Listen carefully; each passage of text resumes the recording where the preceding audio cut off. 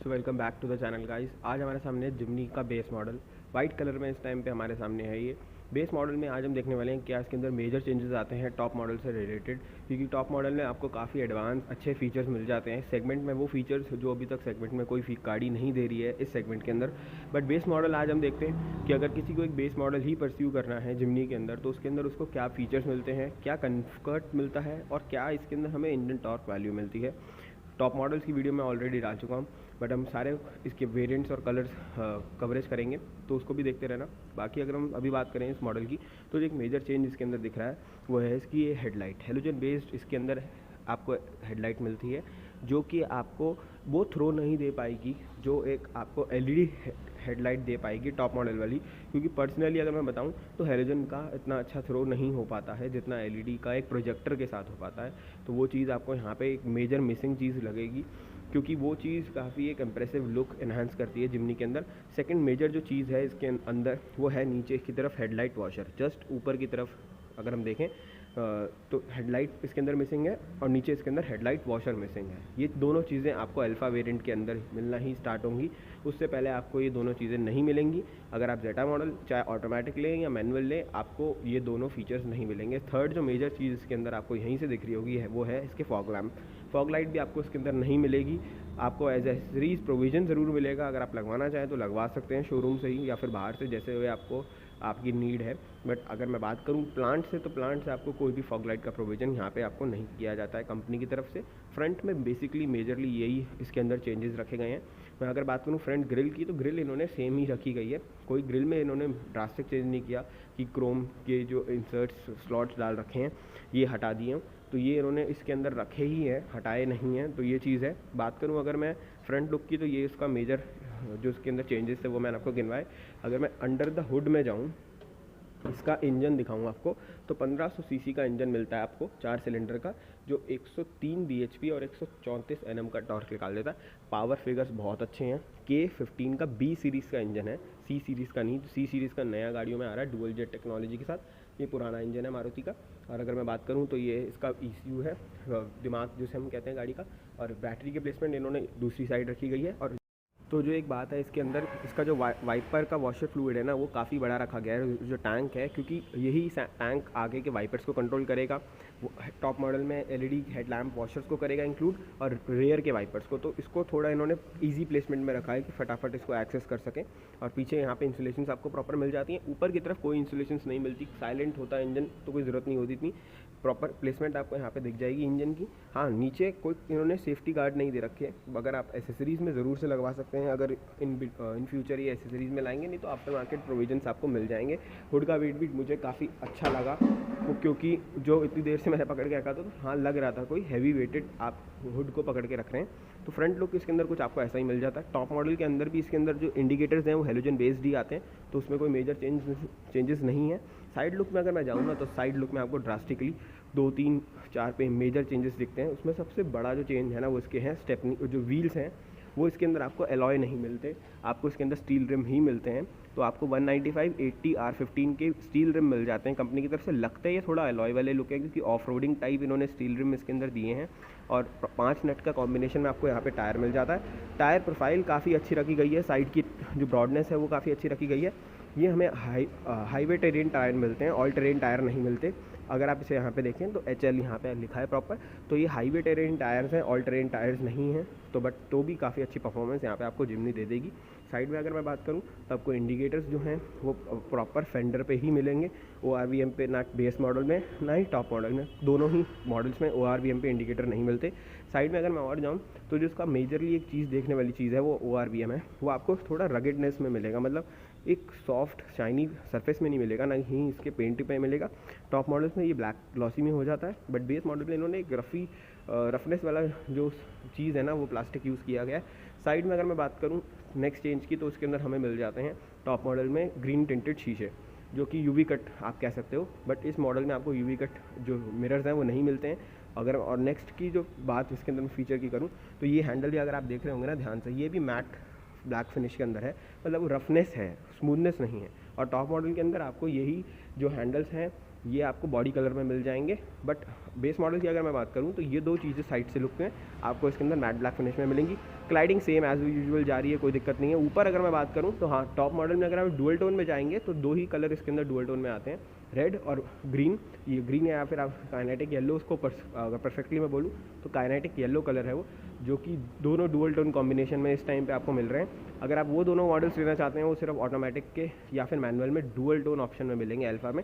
Alpha normal alpha में kinetic yellow आपको नहीं मिलेगा और सिर्फ रेड कलर आपको अवेलेबल है नॉर्मल अल्फा में। तो ये चीज़ है। साइड लुक हमें कुछ इसके अंदर ऐसा मिल जाता है, काफ़ी अच्छा इसके अंदर साइड लुक मिल जाता है। और मेरे हिसाब से अगर किसी का बजट नहीं है तो वो ज़रूर से बेस मॉडल कंसीडर कर सकता है आज के डेट पे इसका। तो अगर मैं रेयर प्रोफाइल की बात करूँ तो पीछे भी इन्होंने एक क्वार्टर ग्लास दे रखा है, जिसके थ्रू अगर मैं बात करूँ ना, काफ़ी एक अच्छा स्पेस इसके अंदर आपको मिल जाता है। क्लॉस्ट्रोफोबिकनेस नहीं है गाड़ी के अंदर, दम नहीं घुटेगा बैठे हुए। और प्रॉपर पीछे की जो ये विंडो है ना, ये सिर्फ यही वाला पार्ट यहाँ पे खुलेगा, तो मैं मेंशन कर दूँ ये वाला पार्ट नहीं खुलेगा, ये पूरा नीचे हो जाता है, रोल डाउन हो जाता है। तो ये चीज़ है। बट अगर मैं वैसे दिखाऊँ ना तो काफ़ी एक अच्छा अपीलिंग लुक इसके अंदर यहाँ पे आपको मिल जाता है। तो बात करें हम रेयर लुक की, रेयर लुक बहुत ही अच्छा दे रखा है इन्होंने और एक प्रैक्टिकलिटी में दे रखा है, सोच के कि हाँ अगर डेली यूज़ के हिसाब से भी अगर गाड़ी यूज़ हो रही है तो वो जो नेगेटिव लूप होल्स दूसरी कार्स के अंदर हैं इसके सेगमेंट की, वो इसके अंदर ना हो। उसमें से एक मेजर चीज़ है इसका टेल गेट ओपनिंग, क्योंकि टेल गेट ओपनिंग इसके कॉम्पिटिटिव सेगमेंट में अलग तरीके से होती है और इसमें ऑटोमेटिक वे में आपका टेल गेट ओपन हो जाता है। जस्ट मैंने इसको पुल हल्का सा खोला गेट और ये प्रॉपर पूरा खुल जाएगा और पूरा खुलने के बाद 208 लीटर की आपको इसके अंदर बूट स्पेस मिल जाती है। 4 बंदों का लगेज आराम से ये कहीं पे भी लेके जा सकती है। सीट फोल्ड करने की भी ज़रूरत नहीं है, प्रोविज़न आपको दे रखा है, दोनों अलग अलग वे में आप सीट फोल्ड कर सकते हैं 50-50 के रेशियो में, वो चीज़ आपके ऊपर है। बट मैं वैसे बता रहा हूँ अगर 4 बंदे जा रहे हैं तो 4 बंदों का सामान ये कंफर्टेबली उठाएगी, कोई दिक्कत वाली बात नहीं है। बहुत अच्छा बूट स्पेस दे रखा है। अगर मैं सेगमेंट की बाकी कार से रिलेट करूं तो बहुत अच्छा बूट स्पेस इसके अंदर आपको मिल रखा है। कंफर्ट भी उनसे ज़्यादा है। यहाँ पे आपको जैक प्लेसमेंट मिल जाएगी, सारे टूल्स और जैक प्लेसमेंट, और पीछे की साइड 12 वोल्ट का चार्जिंग सॉकेट, हेलोजन में आपको इसके अंदर केबल लैंप मिलेगा और काफ़ी एक अच्छा इंटीरियर आपको यहाँ पे ऑफर कर दिया जाता है। पीछे अगर मैं यहाँ पे बात करूँ तो हार्ड प्लास्टिक यहाँ पे आपको मिल जाएगा। यहाँ पे आपको डिफॉगर्स के जो हीटिंग कॉइल्स हैं उनका आपको प्रोविज़न मिलेगा, डिफॉगर्स आपको यहाँ पे मिल जाएंगे। अगर मैं दोबारा से गेट बंद करूँ तो ज़रा सा ही बंद करने पर ये पूरा बंद हो जाता है। और यहाँ पे अगर मैं देखूँ तो वाइपर का प्रोविज़न आपको यहाँ पे कर रखा है, जो सेगमेंट में है ही नहीं। तो ये चीज़ है कि अगर रेयर वाइपर एक बहुत ही इंपॉर्टेंट नेसेसरी वाली चीज़ है तो वो आपको यहाँ पे मिल जाएगी। ऊपर हाई माउंट स्टॉप लैंप मिलेगा वॉशर फ्लूइड के साथ। यहाँ आपको मिल जाएगा 15 इंची का ही स्टेपनी व्हील, इसके ऊपर व्हील कैप आपको मिलेगा बेस मॉडल से लेके टॉप मॉडल तक। तो ये चीज़ है। बट इसके अंदर आपको एक स्टील रिम ही मिलेगा, एलॉय व्हील नहीं मिलेगा। तो कुछ आपको ऐसा लुक इसके अंदर बैक से आ जाएगा।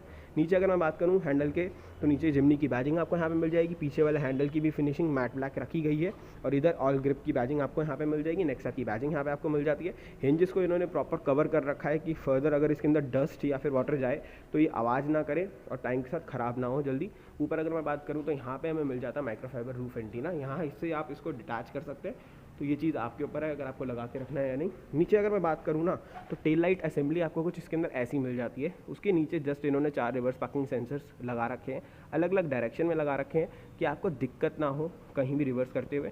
नीचे हमें कैमरा भी मिल जाता है, अगर आप यहाँ देखें तो उसके अंदर यहाँ कैमरे का प्रोविज़न भी रखा गया है बेस मॉडल के अंदर है।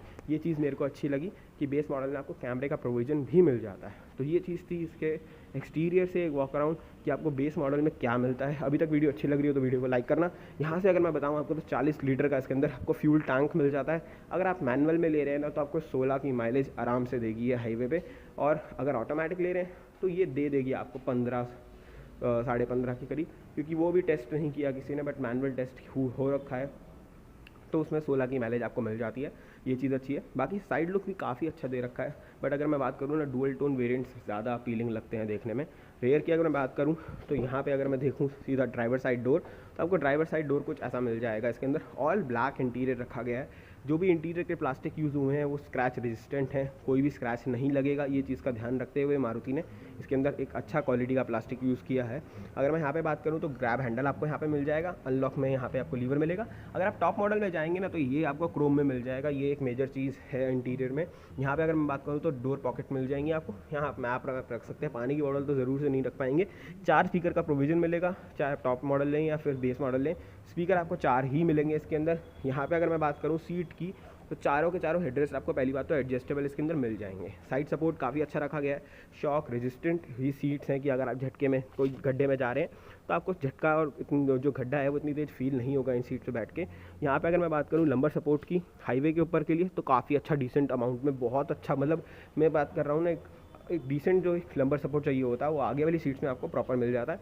हाइट एडजस्टमेंट नहीं मिलती, ये बहुत बड़ा मेरे हिसाब से लूप होल है, क्योंकि हर किसी की हाइट अलग अलग होती है, तो हाइट एडजस्टमेंट दे देनी चाहिए थी। इंटीरियर का लुक कुछ इसके अंदर ऐसा मिलता है। उससे पहले अगर मैं आपको पीछे का एक बार लुक चेकआउट करवाऊँ ना यहीं से, तो आपको पीछे वाले डोर में भी ऐसा कुछ इसके अंदर नयापन नहीं मिलता, मतलब सेम आगे वाले डोर जैसा ही है, क्योंकि इसके अंदर आपको पूरा ब्लैक मिलता है। पावर विंडो के कंट्रोल्स इन्होंने कुछ यूनिक तरीके से रखे हैं, अगर आप देखें तो यहाँ कहीं रखे हैं इन्होंने, कुछ यूनिक डिज़ाइन ज़रूर से रखा है। हैंडल आपको वही मैट ब्लैक फिनिश में मिलता है इसके अंदर। स्पीकर का प्रोविजन आपको यहाँ पे मिल जाता है कंपनी की तरफ से। सीट की बात करूँ ना मैं, तो दोनों के दोनों हेडरेस्ट आपको एडजस्टेबल मिल जाते हैं। 2 वे में ये एडजस्ट हो जाती है, अगर आप देखें तो ये 2 वे में ये एडजस्टमेंट हो जाती है, और एक टंबल में ये पूरी फोल्ड हो जाती है। तो आप ऐसे अगर लगेज कैपेसिटी सिंगल साइड बढ़ाना चाहते हैं, अब यहाँ बढ़ा सकते हैं, वहाँ कोई पैसेंजर आराम से बैठ के जर्नी को एंजॉय कर सकता है। अगर मैं बात करूँ दोबारा से ऊपर करने की और यहाँ का लंबर सपोर्ट चेक करूँ ना, तो यहाँ का मेरे को थोड़ा सा कम लगता है, मतलब आगे वाली सीट से हल्का लंबर सपोर्ट यहाँ पे कम मिलेगा आपको। नीचे बात करूँ तो हम काफ़ी बड़ा दे रखा है कि 4 ही बंदे कंफर्टेबली बैठ पाएंगे, और बीच में ये जो सीट बेल्ट होल्डर्स है ना, ये बहुत इरिटेट करेंगे। अगर कोई सेंटर में पैसेंजर बैठेगा तो उसको ये हर्ट करेंगे, तो ये चीज़, और फिर सीट बेल्ट भी नहीं लगेगी, और सीट बेल्ट नहीं लगेगी तो ये बोलती रहेगी, क्योंकि आपको इसके अंदर रिमाइंडर्स मिल जाते हैं रेयर सीट्स पे भी। अगर आप बेल्ट ना लगाएंगे तो ये बहुत ही ज़्यादा इरिटेट करती है, ये चीज़ है। बाकी सेंटर में आपको कप होल्डर्स मिलते हैं, ऊपर आपको कैबिन लैंप मिल जाता है, यहाँ पे आपको ग्रैब हैंडल्स मिलते हैं। ये स्टिक ऑन वाले हैं, सॉफ्ट टच वाले ग्रैब हैंडल्स नहीं है, तो ये चीज़ है।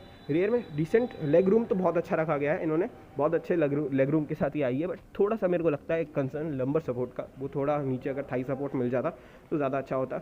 ग्लास एरिया भी काफ़ी अच्छा रखा गया, क्लॉस्ट्रोफोबिकनेस नहीं होगी, ये पूरा ग्लास यहाँ से पूरा नीचे हो जाएगा। ज़्यादातर गाड़ियों में पीछे वाले ग्लास पूरे नीचे नहीं होते, बट यहाँ पे इन्होंने पूरा नीचे कर दिया है ऐसे, ताकि एक जो मैं कहूँ हवा इनटेक है, एयर इनटेक है, वो काफ़ी ईजी हो जाए और गाड़ी में आराम से पैसेंजर लॉन्ग ड्राइव इन्जॉय कर सके।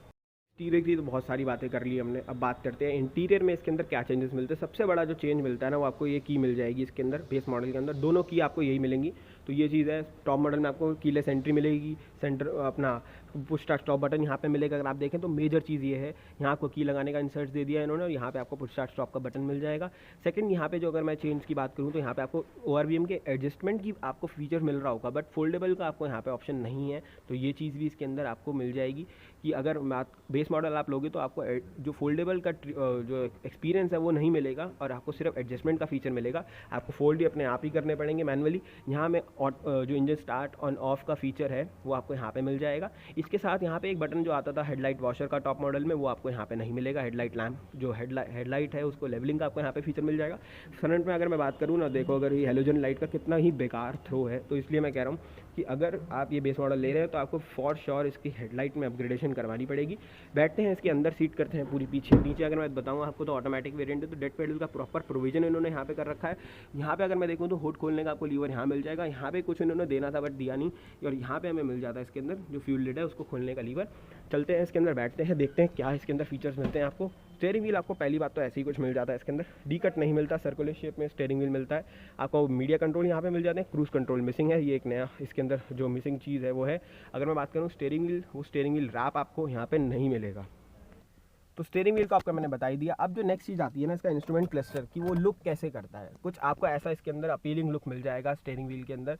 स्टीयरिंग व्हील के बाद इंस्ट्रूमेंट क्लस्टर के अंदर मुझे इसकी ये येलो लाइटिंग काफ़ी पसंद आई। अगर मैं पर्सनली बोलूँ ना, तो ये जो अपीलिंग इसके अंदर इंस्ट्रूमेंट क्लस्टर दे रखा है ना, वो प्रॉपर जिप्सी की ओल्ड वाइब दे रहा है, विंटेज वाइब। और साथ में एक डिजिटल इन्होंने इन्हांसमेंट, गुड मॉर्निंग, तो इन्होंने, हाँ भाई ठीक है, इलेक्ट्रिसिटी में बना दुकान, तो ये चीज़ आपको मिल जाएंगी भाई, अलर्ट्स आपको ये बोल के बताएगी मैडम, तो वो चीज़ है। बाकी अगर मैं बात करूँ ना इंस्ट्रूमेंट क्लस्टर की, मुझे काफ़ी अच्छा लगा। एक विंटेज लुक के साथ एक डिजिटल इनोवेशन इन्होंने करी, और फ्रंट बीच में आपको MID दे दी जिसके अंदर आपको सब कुछ मिल जाएगा। यहाँ इन्फो का बटन दे दिया, अगर आप यहाँ से देखें तो आपको यहाँ पे सारे मिल जाएगा, फ्यूल इकोनॉमी कितनी है, ये क्या है, वो क्या है, तो वो चीज़ है।